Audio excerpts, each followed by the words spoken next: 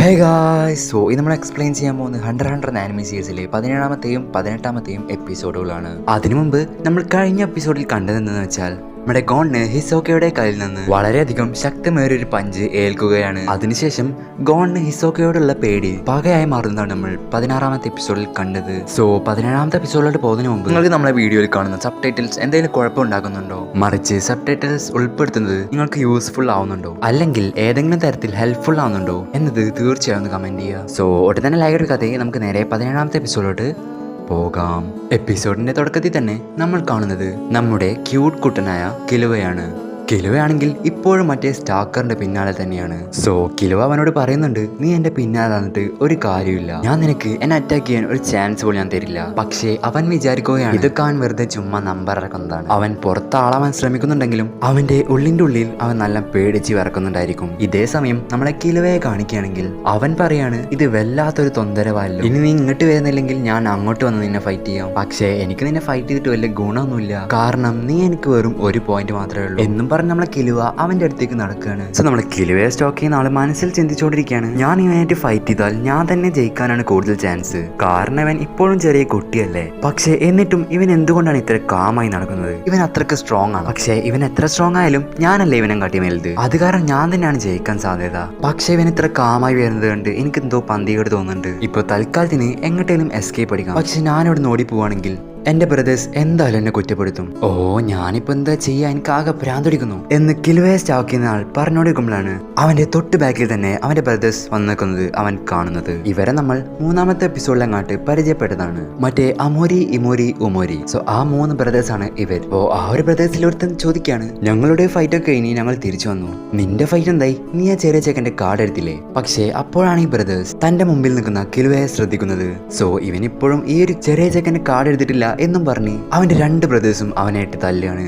അപ്പോഴാണ് ഇവൻ തല്ല് കിട്ടാണ്ടിരിക്കാൻ വേണ്ടി ഒരു നമ്പർ ഇടുന്നത്.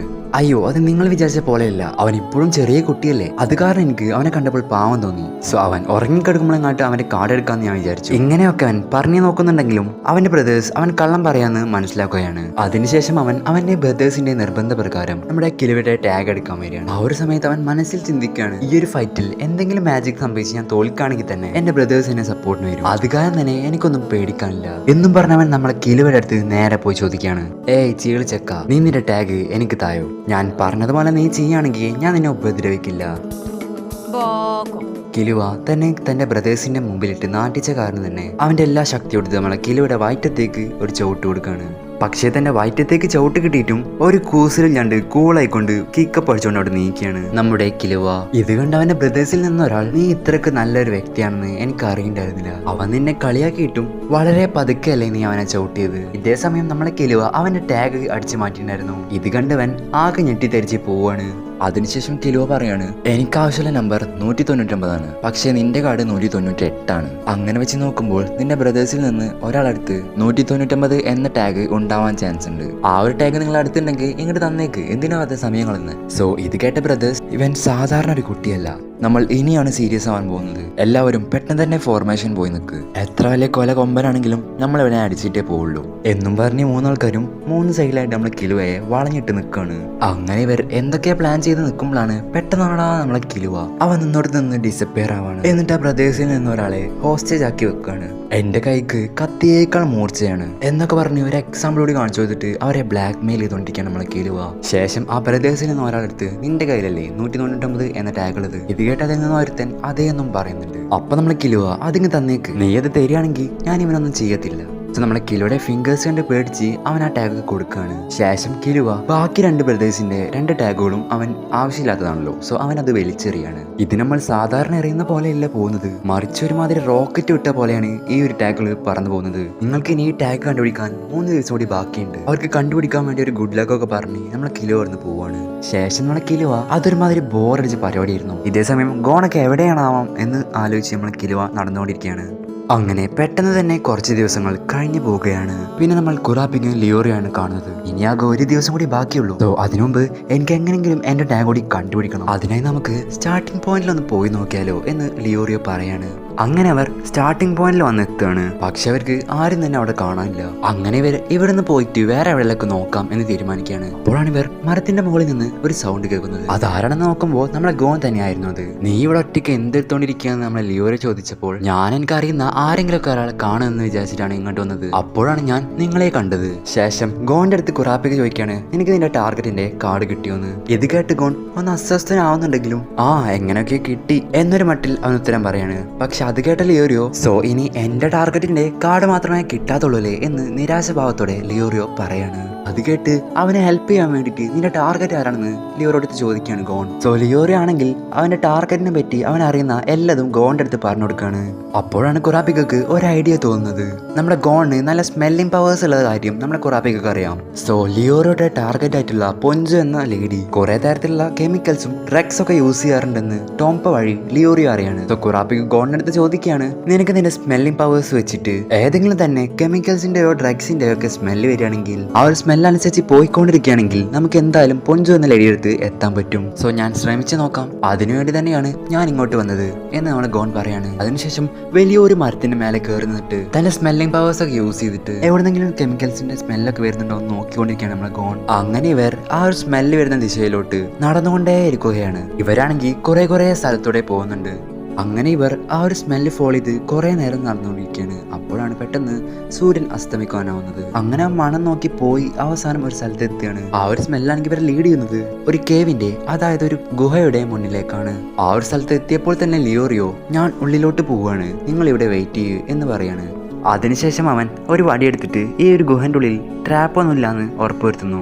അതിനുശേഷം ലിയോറിയോ, ഞാൻ ഓക്കെ പറയുന്നത് വരെ ഉള്ളിലേക്ക് വരണ്ട എന്ന് പറയാണ്. പക്ഷെ അത് കേട്ട് കുറാപ്പിക 30 മിനിറ്റ്സ് അതിനുള്ളിൽ ഞങ്ങളൊന്നും കേട്ടില്ലെങ്കിൽ ഞങ്ങൾ ഉള്ളിലേക്ക് വരും. ലിയോറിയോ ആദ്യം അത് സമ്മതിച്ചില്ലെങ്കിലും പിന്നീട് അത് ഓക്കെ ആവാണ്. ശേഷം തന്റെ ബാഗ് ഗോണിന്റെ അടുത്തും കുറാപ്പിയുടെ അടുത്തും ഏൽപ്പിച്ചിട്ട് ലിയോറിയോ ആ ഒരു കേവിന്റെ അകത്തേക്ക് പോവുകയാണ്. ആ ഒരു കേവിന്റെ അകത്താണെങ്കിൽ കൂരി കെട്ടായ കാരണം തന്നെ അവനൊരു മെഴുകുതിരി കത്തിച്ചിട്ടാണ് പോകുന്നത്. ഏകദേശം കേവിന്റെ ഓപ്പണിംഗിൽ എത്താനാവുമ്പോൾ മെഴുകുതിരി മാറ്റി ഒരു കത്തിയാണ് കയ്യിൽ പിടിക്കുന്നത്. അങ്ങനെ അവൻ ആ ഒരു കേവിന്റെ എൻഡിലെത്തുമ്പോൾ നമ്മൾ 3ാമത്തെ എപ്പിസോഡിൽ പരിചയപ്പെട്ട ബേബിനെയാണ് കാണുന്നത്. പക്ഷേ തൊട്ടപ്പുറത്ത് ലിയോയുടെ ടാർഗറ്റ് ആയിട്ടുള്ള പൊഞ്ചും ഇരിക്കുന്നുണ്ട്.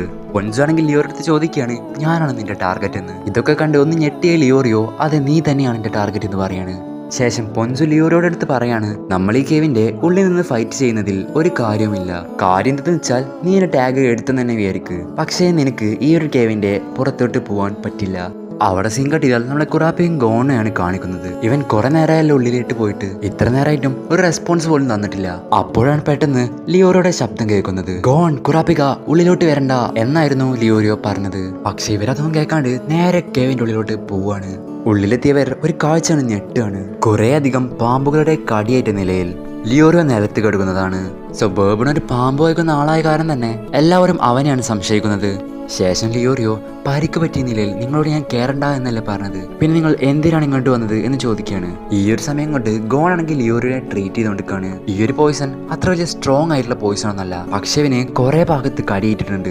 ഈ ഒരു സമയം കൊണ്ട് നമ്മൾ ലിയോറിയോ ബോധം കേടുകയാണ്. ശേഷം ലിയോറിയുടെ മുറിവുകളൊക്കെ ബാൻഡേജ് ഒക്കെ വെച്ച് കെട്ടി കൊടുക്കുകയാണ്. അതിനുശേഷം ഇവർ രണ്ടുപേരും ലിയോറിയെ തോളത്തിരുത്തിയിട്ട് ഡോക്ടറെ കാണിക്കാൻ വേണ്ടി അവിടെ നിന്ന് ഇറങ്ങി പോവാൻ നോക്കുകയാണ്. അപ്പോഴാണ് പൊൻസു പറയുന്നത്, നിങ്ങൾക്ക് ഇവിടുന്ന് പോകാൻ സാധിക്കില്ല. ഇവിടുന്ന് ആരെങ്കിലും പോകാൻ ശ്രമിക്കുകയാണെങ്കിൽ കുറെ അധികം പാമ്പുകൾ വന്നിട്ട് അവരെ അറ്റാക്ക് ചെയ്യും. ഇത് ബേബൺ സെറ്റ് ചെയ്ത ട്രാപ്പാണെന്ന് പൊൻസു പറയാണ്. അത് കാരണമല്ല ഞാൻ ഇത്ര നേരമായിട്ട് ഇവിടെ ഇരിക്കുന്നത്, അല്ലെങ്കിൽ ഞാൻ എങ്ങോട്ടെങ്കിലും എസ്കേപ്പ് ചെയ്ത് പോവില്ലേ എന്ന് പൊൻസു വീണ്ടും പറയാണ്. അത് കാരണം കുറാപ്പിക ബേബനോട് ചോദിക്കുകയാണ്, നിനക്ക് ടാഗ് അല്ല വേണ്ടത്, അത് ഞങ്ങൾ എത്ര ആണെങ്കിലും തരാം, നീ ഇവിടുന്ന് ഈ ട്രാപ്പ് എടുത്ത് ഒഴിവാക്ക്. ഇവനെ പെട്ടെന്ന് തന്നെ ഡോക്ടറെ കാണിച്ചില്ലെങ്കിൽ ഇവൻ ചിലപ്പോൾ മരിച്ചു പോകും. പക്ഷെ ഇവരെത്രയൊക്കെ പറഞ്ഞിട്ടും നമ്മളെ ബേബനാണെങ്കിൽ ഒന്ന് വാ തുറക്കുന്ന പോലില്ല.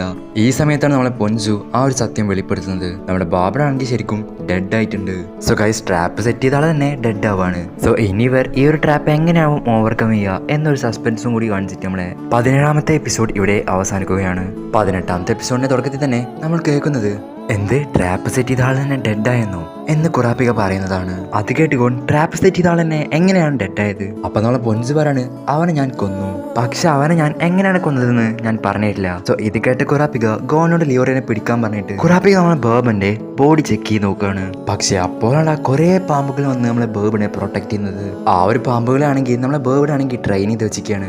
ആരെങ്കിലും ഈ ഗുഹയിൽ നിന്ന് പുറത്തേക്ക് പോകാൻ നോക്കുമ്പോഴോ അല്ലെങ്കിൽ തന്റെ മാസ്റ്ററിന്റെ മേലെ തൊടുമ്പോഴോ അറ്റാക്ക് ചെയ്യാൻ വേണ്ടിയിട്ട്. ഇതേ സമയം നമ്മളെ കുറാപ്പിക പറയാണ് ഇവന്റെ കൈ കണ്ടിട്ട് ഇവനെ നീ കൊന്നത് തേനീച്ചകൾ ഉപയോഗിച്ചുകൊണ്ടാണെന്ന് തോന്നുന്നു. അപ്പൊ നമ്മളെ പൊൻസ് പറയാണ് അതെ അങ്ങനെ തന്നെയാണ് കൊന്നത്, ഞാൻ നിങ്ങൾക്ക് എന്ത് നടന്നതെന്ന് കംപ്ലീറ്റ് ആയിട്ട് പറഞ്ഞു തരാം. അതിനുശേഷം ഫേസ് 4ന്റെ തുടക്കം മുതൽ ഇതുവരെ എന്ത് നടന്നതെന്ന് കംപ്ലീറ്റ് ആയിട്ട് പൊൻസ് പറയാൻ തുടങ്ങുകയാണ്. ആദ്യം ഞാൻ ബേബിനെ ഫോളോ ചെയ്തുകൊണ്ടിരുന്നു, ശേഷം അവൻ ആ ഗുഹയുടെ ഉള്ളിലേക്ക് കംപ്ലീറ്റ് ആയിട്ട് കയറി എന്ന് ഉറപ്പുവരുത്തുകയും പിന്നീട് ഞാൻ ആ ഗുഹയുടെ ഉള്ളിലേക്ക് സ്ലീപ്പിംഗ് ഗ്യാസ് സ്പ്രേ ചെയ്തു. അങ്ങനെ എല്ലാം സേഫായെന്ന് തോന്നിയപ്പോൾ ഞാൻ പതിയെ പതിയെ ഉള്ളിലോട്ട് കടക്കാൻ തുടങ്ങി. പക്ഷെ ഞാൻ അവിടെ എത്തിയപ്പോഴേക്കും ബേബൺ കംപ്ലീറ്റ് ആയിട്ട് ഉറങ്ങുകയായിരുന്നു. പക്ഷെ ഇതേ സമയം കൊണ്ട് അവന്റെ ട്രാപ്പ് സെറ്റ് ചെയ്തിട്ടുണ്ടായിരുന്നു. പക്ഷെ ഞാൻ ഉപയോഗിച്ച സ്ലീപ്പിംഗ് ഗ്യാസ് കുറെ പാമ്പുകൾക്ക് ഏറ്റിട്ടുണ്ടായിരുന്നില്ല. അത് കാരണം തന്നെ ആ പാമ്പുകൾ എന്നെ അറ്റാക്ക് ചെയ്തു. പാമ്പുകൾ എന്നെ അറ്റാക്ക് ചെയ്ത കാരണം തന്നെ ഞാനൊക്കെ ചീറി പൊളിച്ചു. ഞാൻ ചീറിയത് കാരണം തന്നെ എന്റെ ബീസ് ആ ഒരു സ്നേക്സിനെ അറ്റാക്ക് ചെയ്തു എന്നും പറഞ്ഞ അവിടെ തലമ തൊടുകയാണ്. അപ്പൊ തന്നെ അവൾ തൊപ്പി പോലത്തെ എന്തോ ഒരു സാധനത്തിനുള്ളിൽ നിന്ന് തേനീച്ചകൾ പുറത്തേക്ക് വരികയാണ്. എന്നെ ആരെല്ലാം അറ്റാക്ക് ചെയ്യോ അല്ലെങ്കിൽ ഞാൻ ചീറുകയോ ചെയ്യുകയാണെങ്കിൽ ഈ ഒരു തേനീച്ചകൾ പുറത്തേക്ക് വരും. എന്നിട്ട് എൻ്റെ അടുത്ത് ആരാണുള്ളത് അവരൊക്കെ അറ്റാക്ക് ചെയ്യും. അപ്പോൾ ഞാൻ ചീറിയപ്പോൾ എൻ്റെ തേനീച്ചകൾ ബേബണിയും അറ്റാക്ക് ചെയ്തു. അത് കാരണം തന്നെ ബേബൺ ഡെഡായി. പക്ഷെ ഞാൻ ചീറിയതിന് ശേഷമുള്ള കാര്യങ്ങളൊന്നും എൻ്റെ കൺട്രോളിലായിരുന്നില്ല. എനിക്കവൻ ഡെഡാണെന്ന് ഒരാഗ്രഹം ഉണ്ടായിരുന്നില്ല.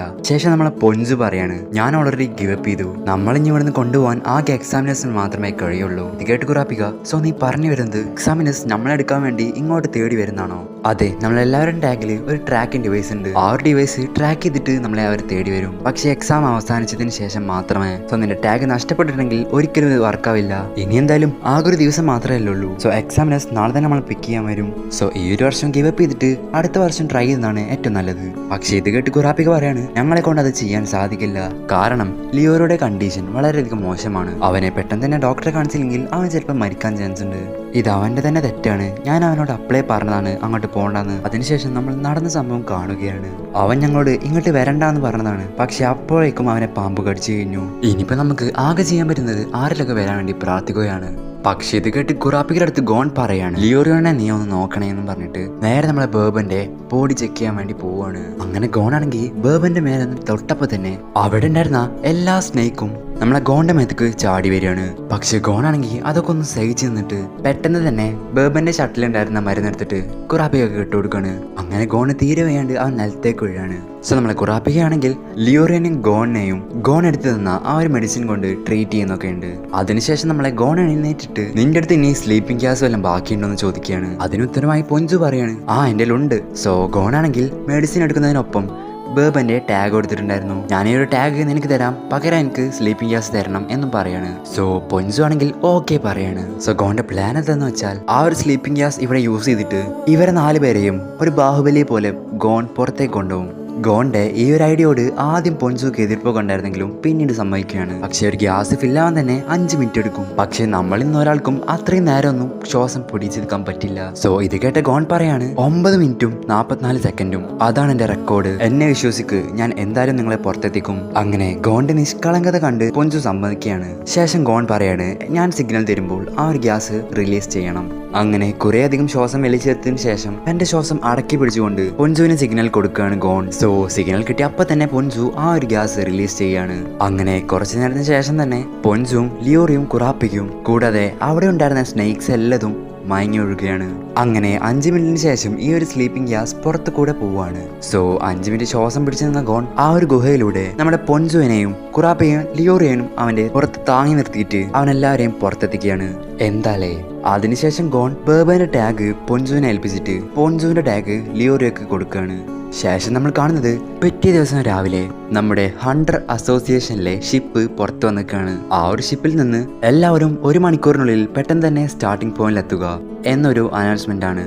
സോ അങ്ങനെ 1.5 മണിക്കൂർ കഴിഞ്ഞു. അവിടെ ആകെ ഇതുവരെ 6 ആൾക്കാർ മാത്രമേ വന്നിട്ടുള്ളൂ. അങ്ങനെ നമ്മളെ ഫേസ് 4 ജയിച്ച ആൾക്കാരെ പേരിങ്ങനെ എഴുതിക്കൊണ്ടിരിക്കുകയാണ്. അതിൽ നമ്മളെ ഹിസോക്ക ഉണ്ട്, പൊക്കിളുണ്ട്, കിലുവ ഉണ്ട്, പിന്നെ ഹിസോക്കയുടെ ഫ്രണ്ട് ഉണ്ട്, പിന്നെ ബോർഡർ ഉണ്ട്, അങ്ങനെ ലാസ്റ്റ് ആയിട്ട് ഹൻജോ ഉണ്ട്. സോ ഈ 6 ആൾക്കാർ മാത്രമാണല്ലേ ഫേസ് 4 പാസ്സായത് എന്ന് പറഞ്ഞു നിൽക്കുമ്പോഴാണ് ബാക്കിൽ നിന്ന് കുറാപ്പയും ലിയോറിയും ഗോണും വരുന്നത്. സോ ഗോണെ കണ്ട കിലുവക്ക് ആകെ സന്തോഷമാണ്. അങ്ങനെ ഗോൺ അവിടെ എത്തിയ ശേഷം ഹിസോക്ക അവനെ ഒരു നോട്ടം നോക്കുന്നുണ്ട്. ശേഷം നമ്മൾ കേൾക്കുന്നത് ഇവിടെ വന്നിട്ടുള്ള 9 ആൾക്കാരാണ് 100 എക്സാമിലെ ഫേസ് 4 പാസ്സായത്. സോ 4th ഫേസ് ജയിച്ച എല്ലാവർക്കും കൺഗ്രാറ്റുലേഷൻസ് എന്ന് പറഞ്ഞുകൊണ്ടാണ് നമ്മളെ 18ാമത്തെ എപ്പിസോഡ് ഇവിടെ അവസാനിക്കുന്നത്. സോ ഗൈസ് എങ്ങനെയുണ്ട്? സോ നിങ്ങൾക്ക് നമ്മളെ എക്സ്പ്ലനേഷൻ ഇഷ്ടപ്പെടുകയാണെങ്കിൽ തീർച്ചയായും സബ്സ്ക്രൈബ് ചെയ്യുക. പിന്നെ നിങ്ങൾ ആനിമി കാണുന്ന ഫ്രണ്ട്സിന് ഒന്ന് ഷെയർ ചെയ്ത് കൊടുക്കുക. സോ നമുക്ക് നെക്സ്റ്റ് വീഡിയോ കാണാം. അതുവരേക്കും ബൈ.